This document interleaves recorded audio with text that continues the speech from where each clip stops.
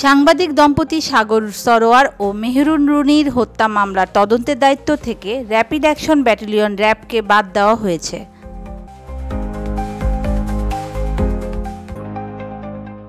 সোমবার দুপুরে রাষ্ট্রপক্ষের আবেদনের প্রেক্ষিতে বিচারপতি ফারাহ মাহবুবের নেতৃত্বাধীন হাইকোর্ট বেঞ্চ এ আদেশ দেন। হাইকোর্ট বলেছেন, এ হত্যাকাণ্ডের তদন্তভার থেকে র্যাবকে সরানো হলো। এটি পাঠানো হয়েছে স্বরাষ্ট্র মন্ত্রণালয়ে। বিভিন্ন সংস্থার অভিজ্ঞ যোগ্যতা সম্পন্ন ব্যক্তিদের সমন্বয়ে গঠিত টাস্ক ফোর্সের মাধ্যমে তদন্ত করাতে পারবে সরকার।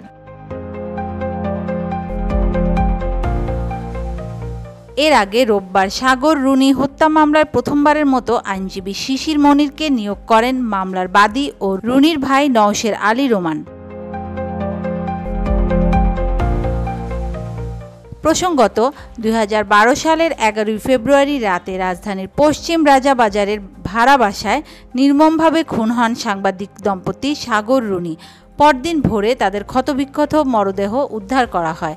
পরে ওই বছরে 12 ফেব্রুয়ারি রুনির ভাই নওশের আলী রোমান বাদী হয়ে শেরেবাংলা নগর থানায় মামলা করেন। Desk news, media express.